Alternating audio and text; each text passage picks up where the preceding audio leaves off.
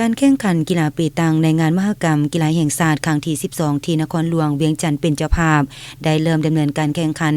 มาแต่วันที่14พฤศจิกายน2025ที่สนามแข่งขันกีฬาเปตางแห่งชาตินครหลวงเวียงจันทน์โดยเกียรติรับชมการแข่งขันของท่านคำลาวินไลทองประธานสหพันธ์กีฬาเปตางแห่งชาติท่านคำเพชรไสปัญญารองหัวหน้าแผนกศึกษาธิการและกีฬาแขวงทางเป็นคณะติดตามการแข่งขันของนักกีฬาแขวงบุรีคำไซ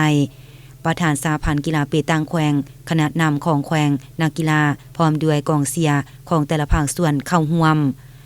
ผ่านการแข่งขันในระยะผ่านมานักกีฬาของแขวงบุรีคำไซสามารถญาติได้1เหรียญคำและ1เหรียญทองในนั้นเหรียญคำ1เหรียญแม่นได้จากสุดทีมผสม2หญิงและ1ชายคือท้าวสุขสวรรค์ศรีประเสริฐนางไก่สอนสอนดาวงนางวีรกรแก้วดวงปัญญา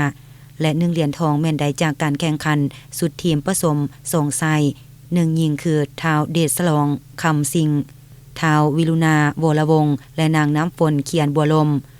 สำหรับการแข่งขันกีฬามวยสากลในงานมหกรรมกีฬาแห่งชาติได้เริ่มดำเนินการแข่งขันมาตั้งแต่วันที่18พฤศจิกายนเป็นต้นมาอยู่ที่สนามแข่งขันโฮงกายศิลป์แห่งชาติเขตบานสว่างเมืองจันทบุรีนครหลวงเวียงจันทน์แขวงบุรีคำไซได้ส่งนักกีฬาเข้าร่วมแข่งขันทั้งหมดจำนวน6คนหญิง1คน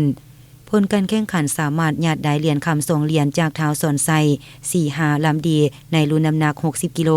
และท้าวสมพานจากรุ่นแซงในน้ำหนักรุ่น67กิโลเหรียญเงิน1เหรียญจากท้าวอารันไสสนะมงคลในน้ำหนักรุ่น71กิโลและเหรียญทอง1เหรียญจากนางแซงดาววอนสุริยาในรุ่นน้ำหนัก48กิโล